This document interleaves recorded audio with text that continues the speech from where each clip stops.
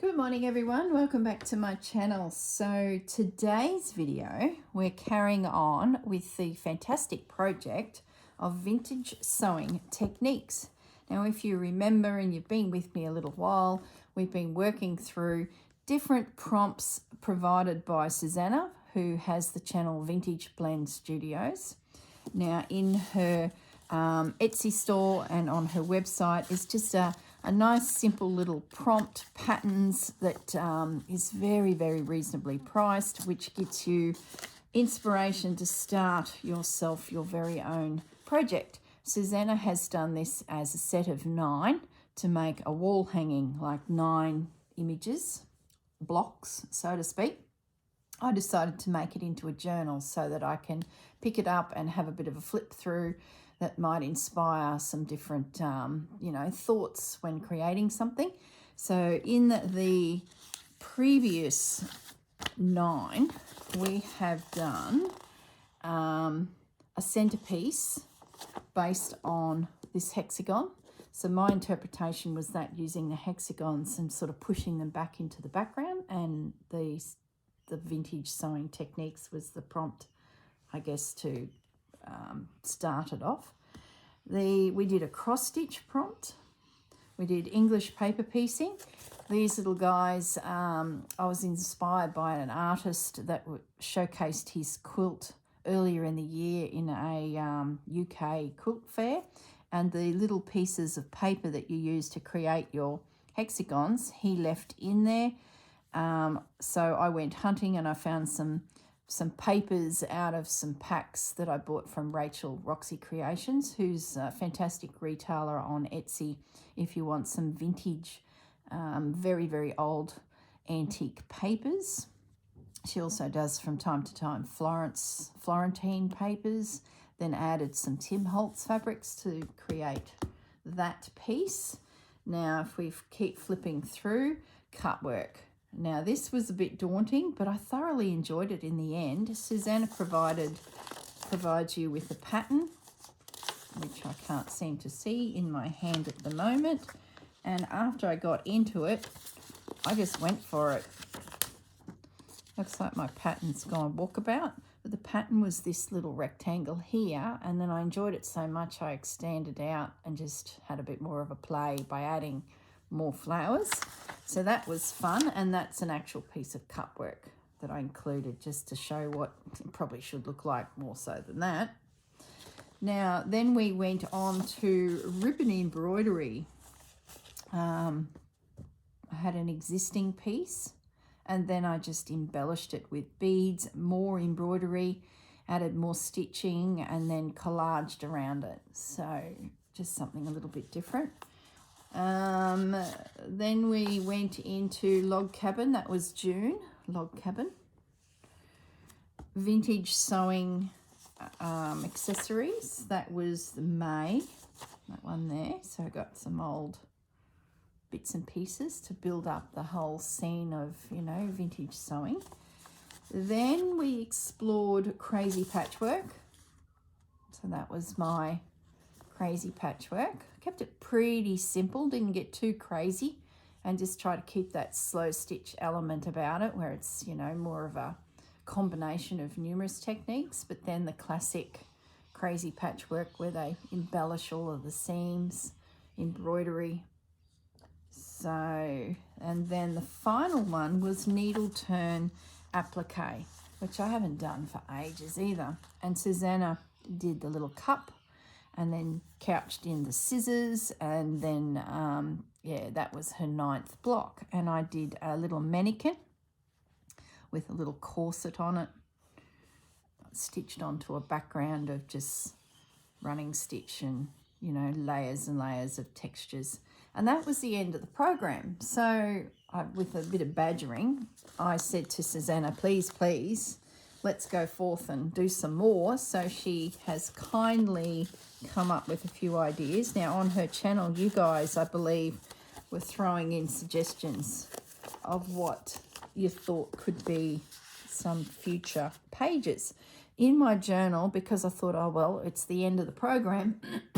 I'll put a few scraps and bits and pieces so that if I ever come up with something that I wanted to do, at least there's morsels around that could finish my journal. So I have room for 1, 2, 3, 4, 5, 6 potentially more stitcheries. And that's before I even, you know, split open pages and put in here. So I can fit heaps more. So long story short, let's get the journal out of the way. I've still got some room in there for at least another 3 easily. Excuse me. Got a frog in the throat. So the 3 suggestions that Susanna has come up with the help of you guys is wool embroidery. Now you would have seen by now a share I did of purchasing these particular books, and in the flip through of them, there was quite a few in the video. I earmarked some inspiration that caught my eye, that sort of got my head thinking about how I would present wool embroidery. I have been collecting some wool, and I've got a little pack that I found at my local quilt shop. It was quite reasonably priced, $20 for all of these little colours. And then when Susanna was with, we found some clothing that gave us some wool as well. It does have a synthetic blend with it, so it's not 100% wool, not like these. You can sort of feel the difference, but at least it sort of fits with my colour scheme. So that's the next page. Now she's also announced that she's going to do stump work.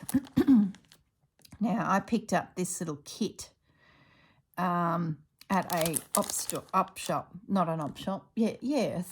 an op shop, and it should have everything in there I need to do stump work. And I thought, well, that's good. I've never done stump work before. Now, Sonia Steptoe, that's the name of her channel, is working through some stump work techniques at the moment. She's been doing them for a few weeks and plans to run them through to the end of the year. So I've sort of been over there watching as well, just sort of getting my head around the 3-dimensional tone of embroidery with stump work. There are heaps of YouTube channels out there doing stump work. So if you are participating in this particular little experiment, sort of have a look around YouTube and find the style that sort of catches your eye. So, and I'm going to use this little kit because I've got all my threads in there. I don't have to think, and it's been rattling around in my cupboard, so it'd be lovely just to do it and get it into the book. So that's going to be my stump work. Now the other one, this was one of my suggestions to Susanna, cathedral windows. I remember doing this when I was a kid as part of a home economics section or class in probably grade 10, maybe grade 9. And I made a cushion cover. And I've had this book for a million years. So we dug it out, and I had a bit of a conference call with Susanna, and we were flipping through it, reminiscing about the technique that you use to create your patch, to create your cathedral window. So can't wait to have a little play with that again. And I had forgotten just how many variations to it there are. Just incredible. So it'll be fun to revisit that. That's a little bit of my childhood. It's certainly from an era that we don't see much of, but what I'm hoping to do is use it as part of my background to do something with it, like I did with the English paper piecing. So just create some elements of this technique and then slow stitch over it to bring it all together. So that's the plan. All right, guys, I'm just going to clear the deck. So there's a bit of a hint of what's coming. If you did want to join in, you can sort of start thinking about those other projects coming up. Now, wool embroidery.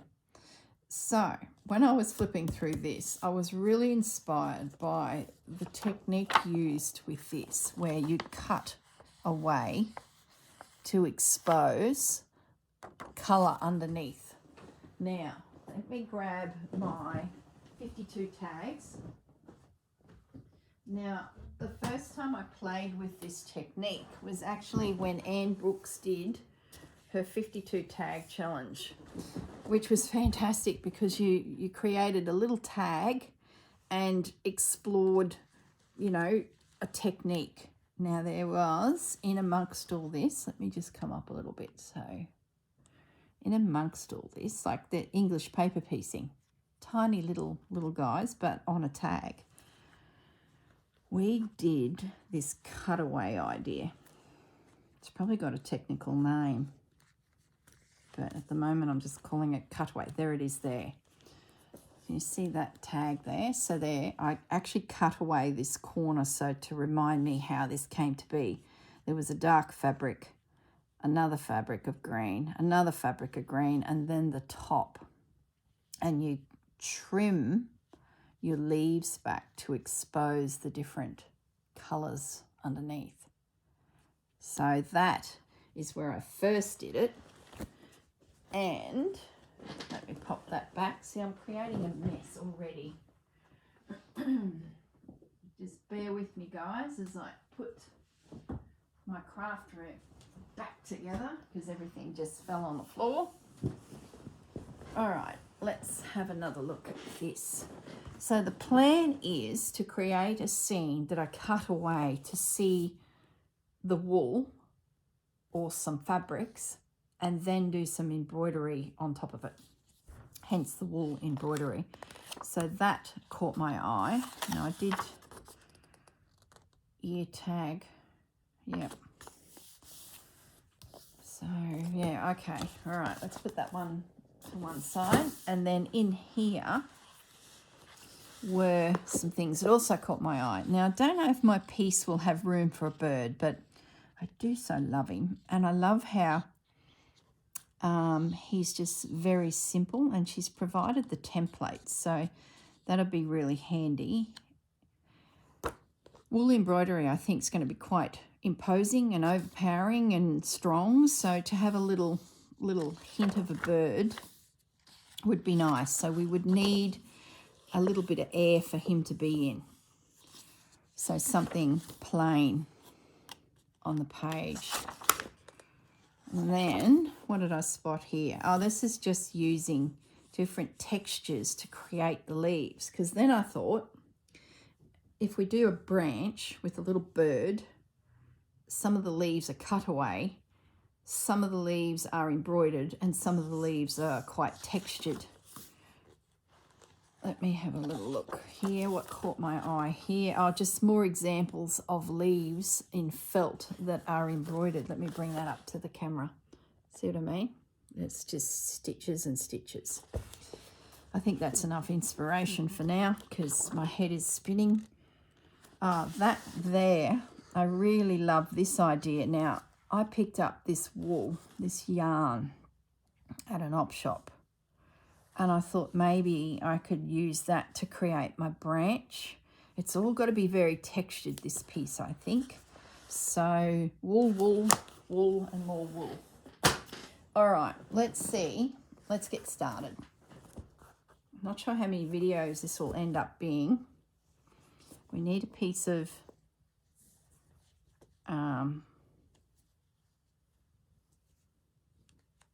background, is what I'm trying to say. These are all my little morsels that I put together in case I wanted to do something in the future. I tend to do that if I don't quite fill a journal and there's a colour scheme in that journal. I tend to just throw some little morsels in with it.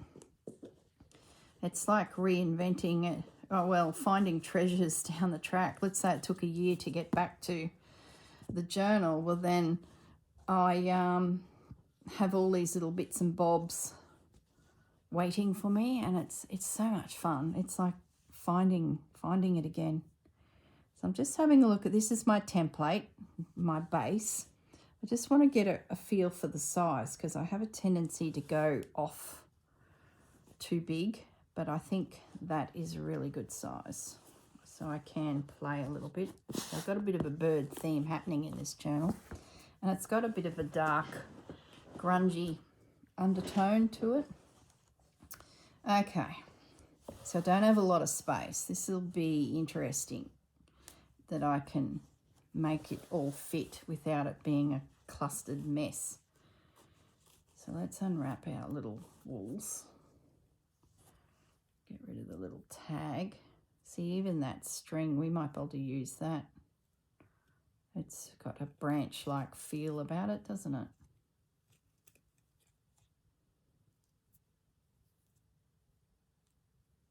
Okay. All right, so what do we do? Oh boy. We sort of need a background.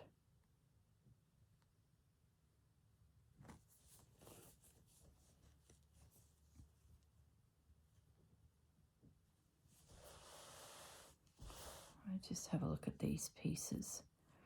If this is going to be our tree, I'm thinking we need a background that's quite plain so that everything gets crazy on it. And these are all checks. I'm not thinking they're the ones for us. I'm thinking maybe they'd be good for leaves to create that texture. And we also need a spot for our little bird to sit within. So I'm wondering if I've got some hemp. Let me grab my box of fabric scraps. There we go. Let's find ourselves a little pocket of air for our little fella to be embroidered on. So something pale. I'm thinking along the lines of using some of this.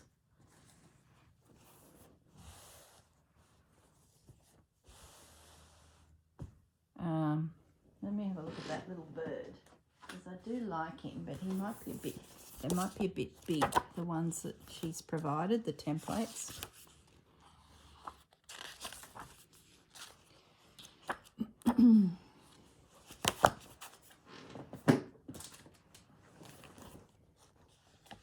Where is he? He must be in the other book. Yeah, he must be. Sorry guys, I'm just getting my head around this project.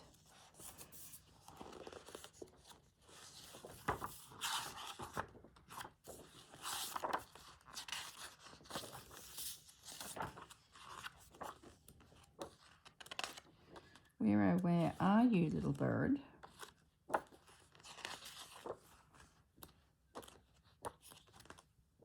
Here he is. I think that's more my size. That little guy there she's provided. I think they'll be too big. I'm going to go for this little fellow. So let's just do a quick measure of him so that we can... So if I had a piece of fabric that was 2.5 centimetres by 3, 2.5 by 3, that would give me enough space to get a little bird in there. So 2.5 by 3. So let's, I think that will work a treat. I'm just going to snip it there. 3 inches down, 2.5 inches across.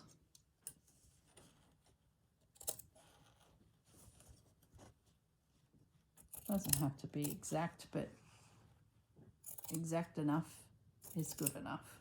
There we go. So that's our pocket of air for our little bird to appear in, because I think it'd be too much overpowering to find him in the space, is what I am thinking. Now, because we need a bit more background, I'm thinking along the lines of trying to use that as well. So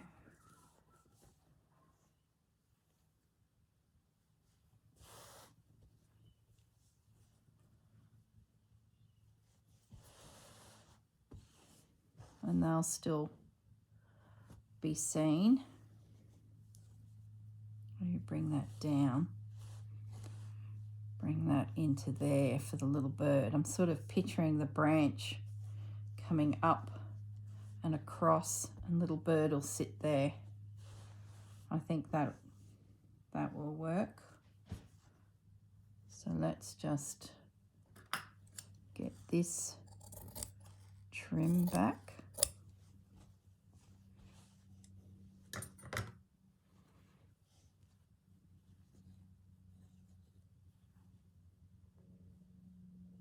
Maybe we do more there. I don't know, we can fiddle with it. This is really just to get a bit of a background started, and then we can, might turn that over to force that fold down. Probably needs a bit of an iron.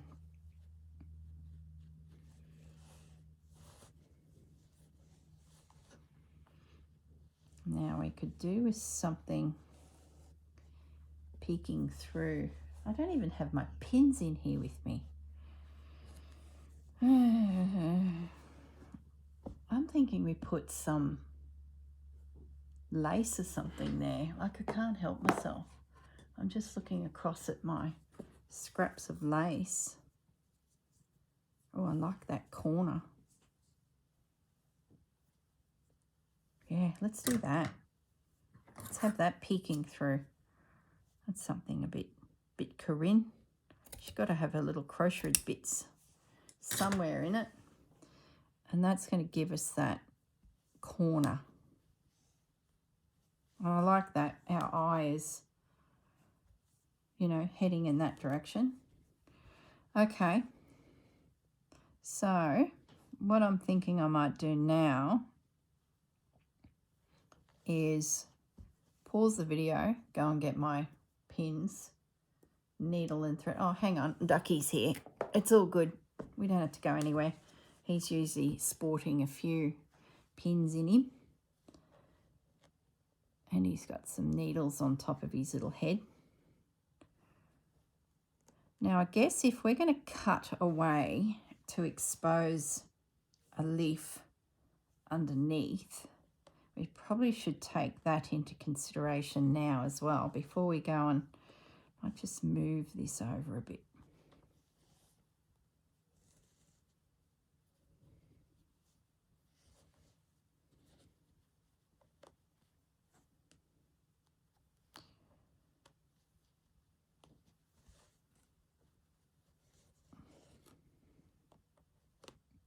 So nice and soft. I haven't done a lot with wool.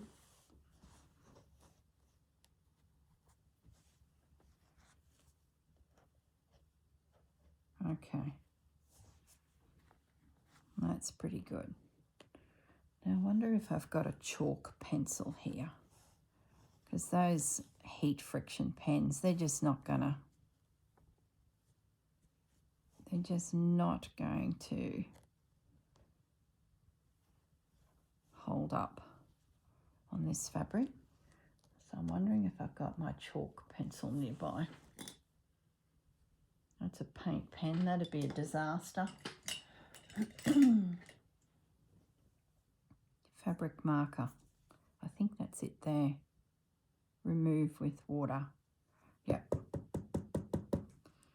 That should do the trick. I used this when I was doing that sashiko stitching.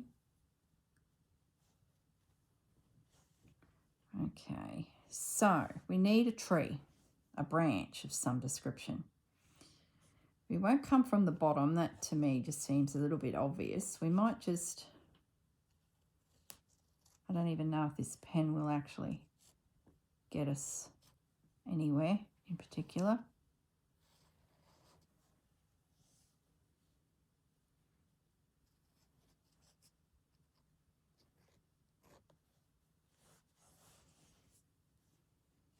So I'm just sort of, I don't know, for my own benefit, giving myself a few lines. Even if I can't see it, I've sort of just in my head worked out where I'm going to be going.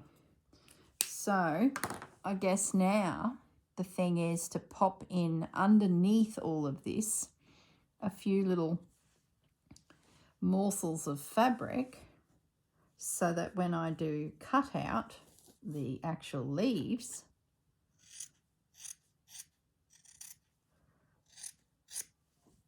I know that there'll be something there for me to see. So I'm just going to pop a couple in. I don't have a lot of space, so I can't go crazy, and I should be able to feel that that's there and then cut a few leaves out. Maybe I'll do it a bit of an angle, because then I might be able to get, you know, one there, one there, one there. So I'll just pop that at an angle instead of being straight on. So there's a couple cutouts. Pin that there so we know it's there. I can feel it too, so that should work a treat. Then we could do with probably a bit of a cutout thing happening up here. So maybe we go for this mustardy colour here, I think.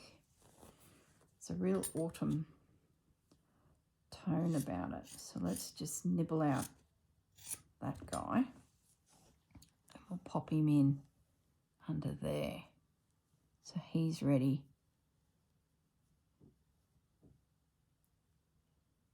to be something. And then we might put, I want to leave that colour for the top. It's sort of brighter. These darker ones deeper in the tree branch.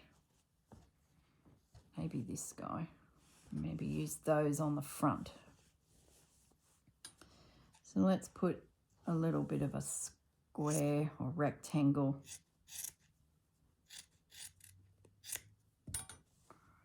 in under here so we can locate him. Okay, so there's our layers in place of potential cutouts. Any more pins in, Ducky? So now I can get my background stitching done. And the other thing I could probably, so we've run out of pins. All right, good on you, Duck. We could sketch in our little bird. Where's the picture of the bird?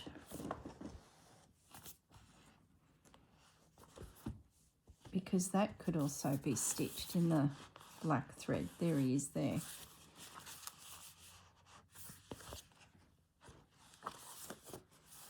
There was a little one. We've got to have a little fellow. So we don't see there's even bigger ones. It's a great book, this one, if you're so inclined to add it to your treasury of books.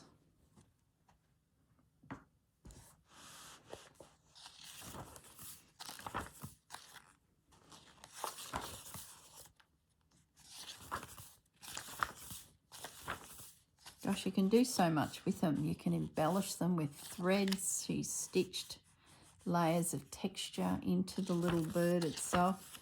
I don't think I'll do that. I want to keep it quite simple. Where is that little one? Doesn't matter if I don't find him. There he is. All right. We're going to attempt to draw in ourselves a little bird.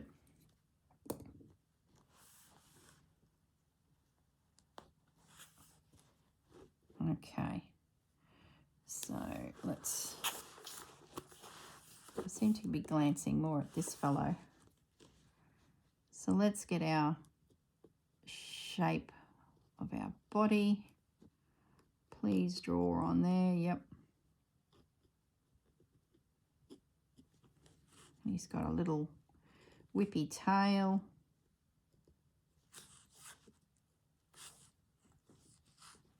Doesn't look like anything that I've drawn, but that's all good.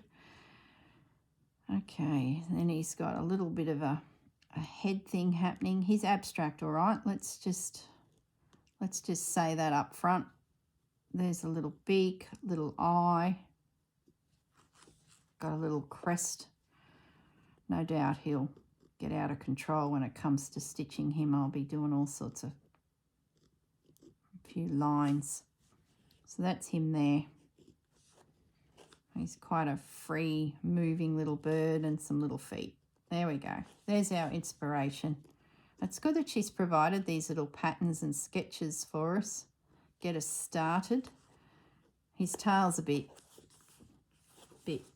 wrong, but I'm not too worried about that at this stage. All right. So I think we've got a really good start now. Now we do need to have a think about the branches of the trees. Are we going to use some of this? I'm thinking we will. My go-to would be Hessian, but I want to do something a bit different. Don't want to keep doing the same things. So I'm thinking along the lines of doing some of this. So we might start at the top. Wish I had some more pins. And we're going to do a combination of this, I think.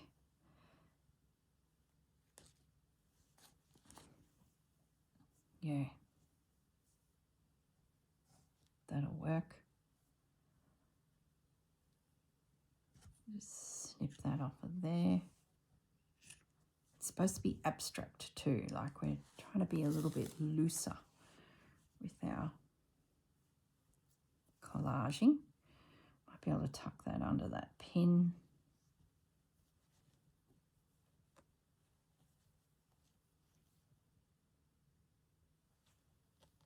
Pin that there.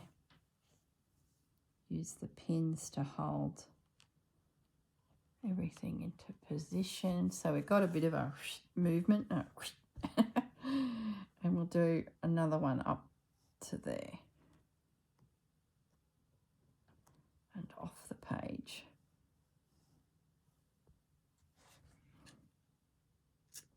Okay, so there's our branch. I think that's all we'll use. I do like it. It's like there's a bit of lichen or something growing on the... Then, remember I said I'd probably end up using some of this.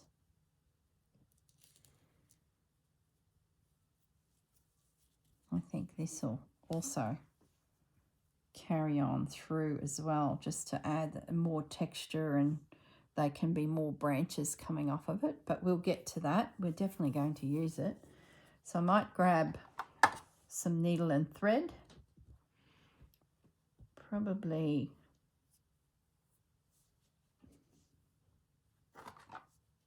maybe use this cream and do some stitching. We use this chenille needle, it's got such a big eye, and this one would be better.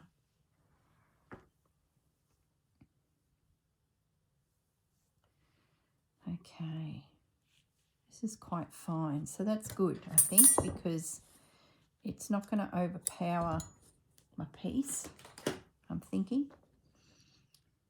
We might stitch Birdie down first, the fabric connected to him.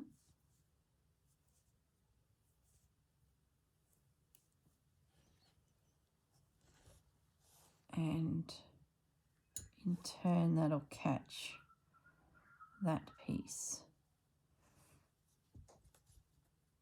And I might use an overcast stitch.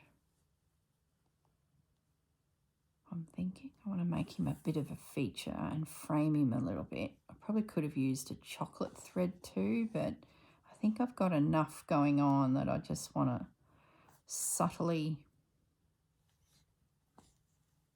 frame him without making it too obvious. There's going to be a lot going on this project.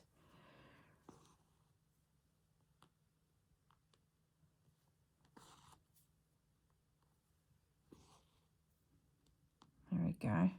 So it's just a non-consistent stab stitch. And by stitching this one piece down here, I'm going to quickly secure quite a few things underneath, which will work a treat.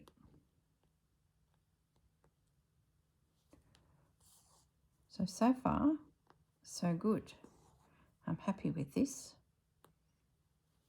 Thanks, Susanna, for getting us all going again on the project. I know there's quite a few of you out there that have been doing it, so I hope you have room to put your new creations, or you may want to start some new project with these new inspirations. I like the idea that this little piece here, for example, might spark a bigger piece for me in the future. It's just having a little play in a small, safe space, as in you're not expanding into a massive piece. You know what I mean? You're not spending the money on lots of materials. So there is the top row. We'll just now whip down this side.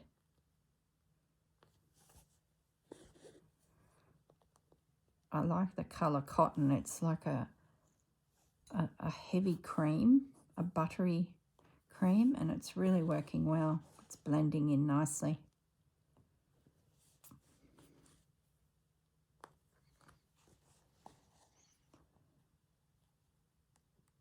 I've secured in that process the piece of felt that we tucked in up here. So that's good. As for the other areas, the bigger spaces, I'll probably just do a little invisible stitch through just to get it all tacked down. Once I get little birds piece decoratively stitch, and I'll do a similar cast stitch for this big chocolate piece as well. And I might even just continue right around the whole thing, and that'll really anchor all the big pieces. Then I'll go back through with a needle and thread, just sewing machine thread, and just do lots of little stitches to get everything nicely seated and in position. Then the pins are gone, and I will couch down the tree. Just doing that alone will really help pin everything down as well. So I'm sort of jumping ahead a little bit. Where's Ducky?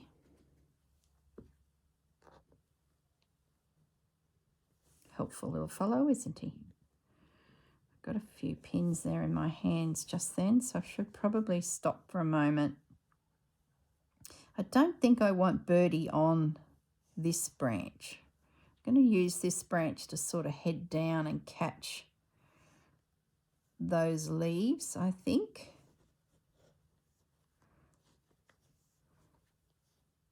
I will bring a secondary branch up, probably this twine, to catch something for Birdie to be standing on. So I sort of want to get thinner and thinner and thinner with my tree branches. I've got my big branch in place, and we'll get finer and finer and finer, like wispy little twiggy bits in amongst it all.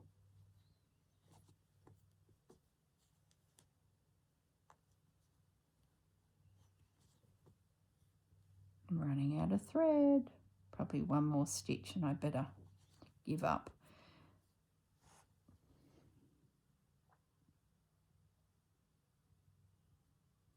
I should have given up one stitch back and I wouldn't have unthreaded probably. Come on.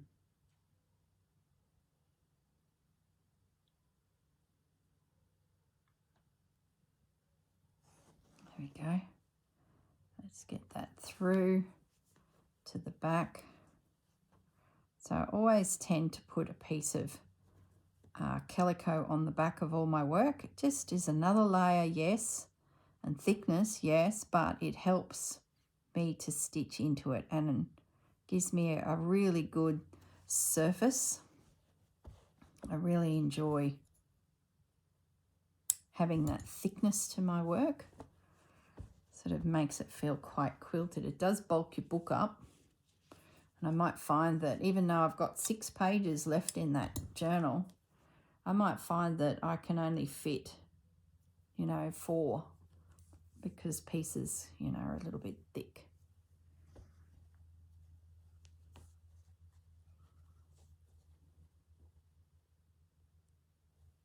People have been asking about this guy. He is a series on my channel. The pattern comes from a UK designer. Her company is Henrik & Co. Henrik, the hair, kicked it all off for her, for Leslie. Leslie started with Henrik, and I actually made a Henrik in French general fabric, an embroidery panel, patched him all together in the same style as the young duck here. And she's since then brought out numerous patterns, and then the duck came out, and I thought, oh, I do like him. A bit of a goofy fellow. So I ended up getting the pattern, and I reduced the pattern by 50% because he would have been a very big duck otherwise. I feel like my tail on my bird's a little cramped there, but what we'll do is we'll bring his plumage off the square.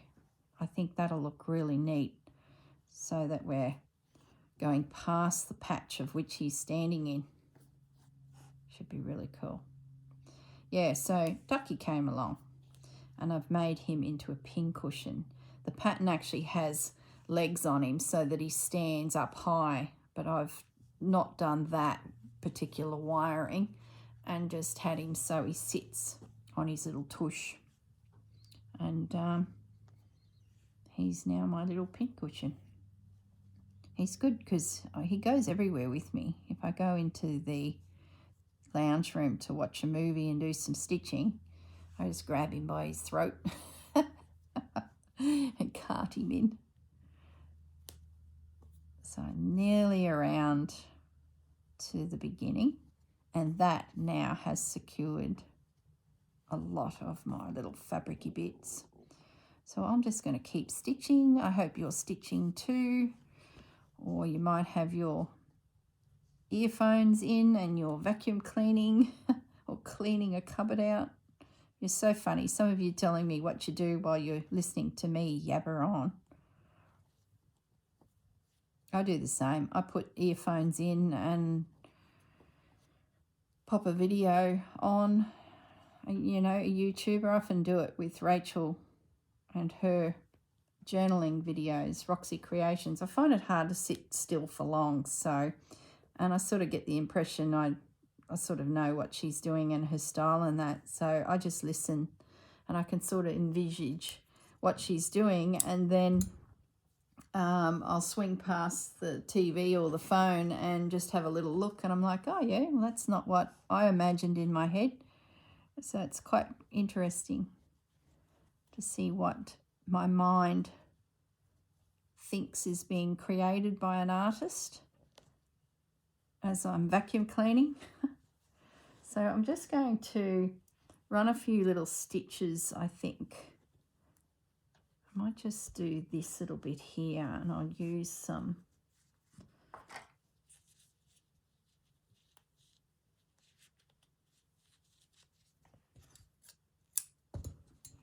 of this cotton. I would normally use my sewing machine cotton, just a poly cotton, but it's not here with me, and this will suffice for that lacy little morsel up there to get that stitched down.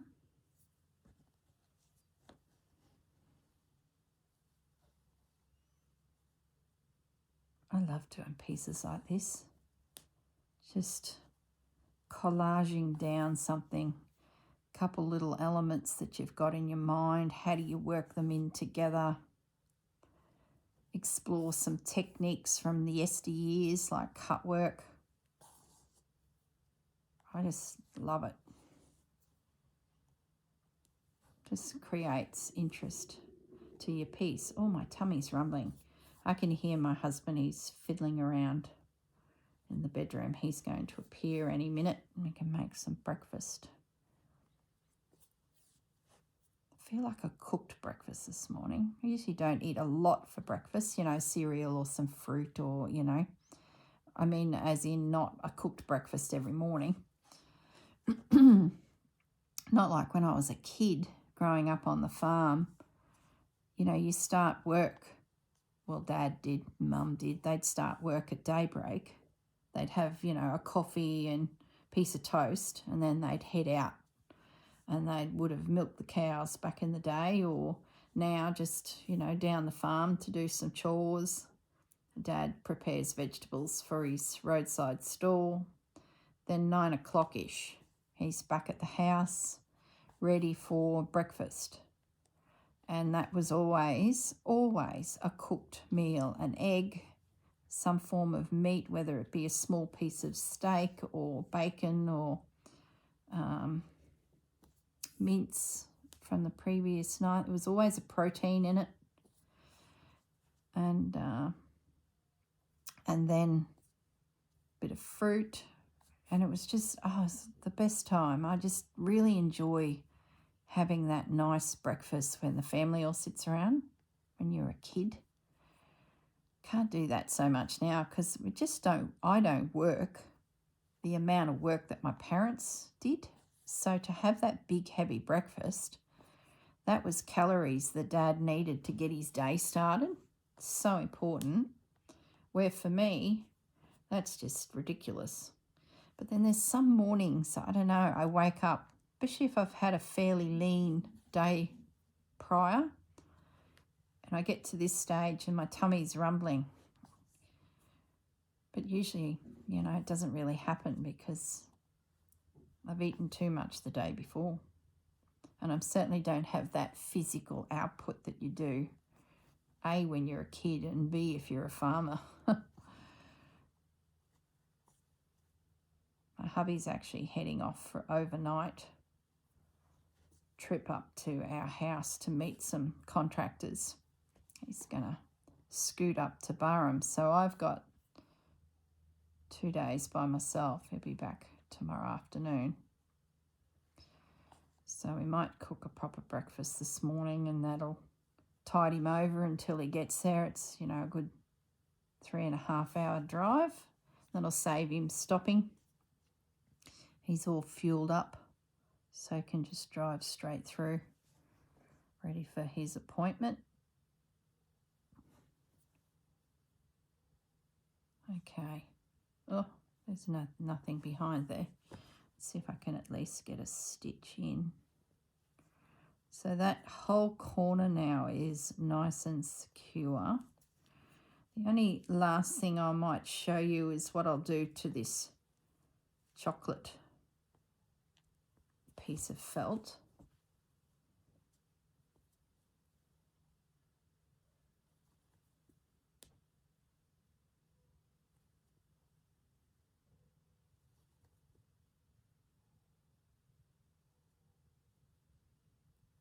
Come on. It's unthreaded, that's why it's not knotty. There we go. So that's all tacked down, nice and flat. Now I just want to get this lovely piece of wool nicely stitched down. So I'm just going to take a moment to get these edges looking good. Get my wool sitting correctly.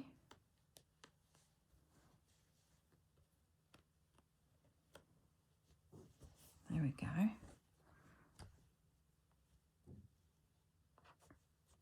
So the plan is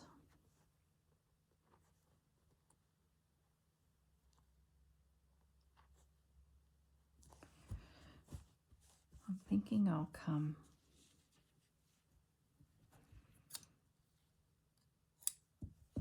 now. Will I do an overcast stitch? Or will I do a running stitch around that perimeter?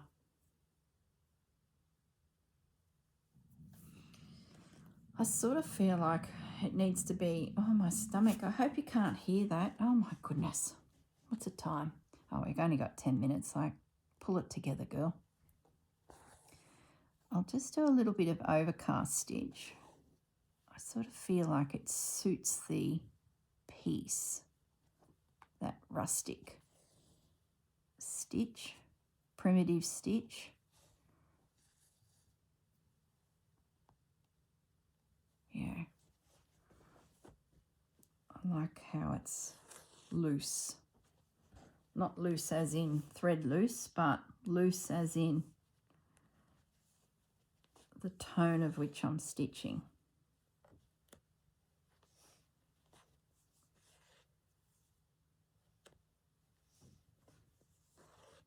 I'm trying to save a little thread by stitching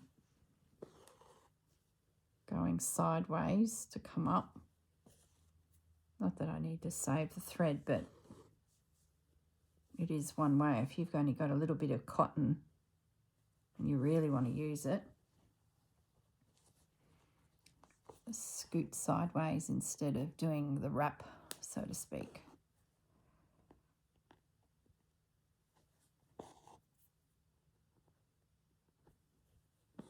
Yeah, that's going to be good, except that stitch is too small. All right, I think you got the general gist of what I'm going to do. So the bulk of this pale brown will be just cotton invisible stitch. I might even dig out a brown way. Mind you, you could bury the stitch in that checker. It's not checker. What's the word I'm looking for? You're all yelling at the screen about now. Chevron.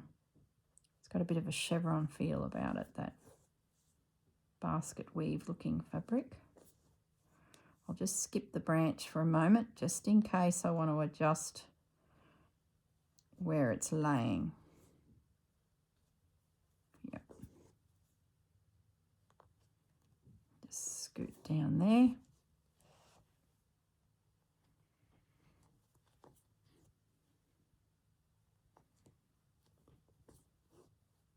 Yeah, love it.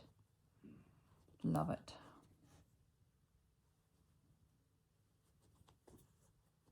Might even add a little bit more lacy elements to it yet. The leaves are going to be fun. I'm going to do as many different styles of leaves I can think of. I just want it to look like a collection of different techniques. So when I glance at it, there might be something there that catches my eye for a future project. So a sampler, if you will.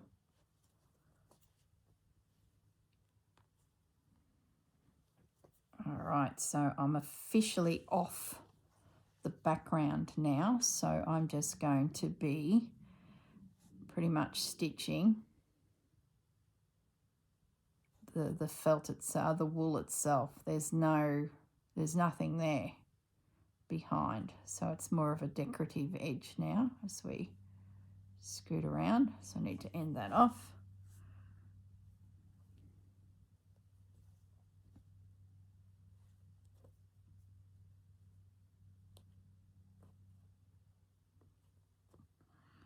All right, I think we'll call it quits at that. Got a very good start. I can finish stitching my felt down. I can get rid of that pin. There you go, Ducky. You can have him back. You can have him back. I can still feel where the patches are underneath. So that's great for the leaves of my branch. I might even have to go up there. But we'll worry about the tree and its position next, because I think oh, excuse me. I think the cutout leaves are going to set the tone for the whole branch. And we're definitely going to have some extra branches in there, working back to thinner and thinner and thinner, but we'll get to that. All right, guys, let's leave it at that. I've got a bit of homework to do, which is great, and I will see you next week in the next video as we continue with our wool embroidery prompt for Susanna's channel, Vintage Blend Studios. Vintage Sewing Techniques is the name of the whole project. We've both got a playlist, so if you want to explore, you know, where we've come from leading up to this point, yeah, let us know. Love my little bird. He looks great once we start playing with him. All right, guys, look after yourselves, and I'll see you all in the next video. Bye for now.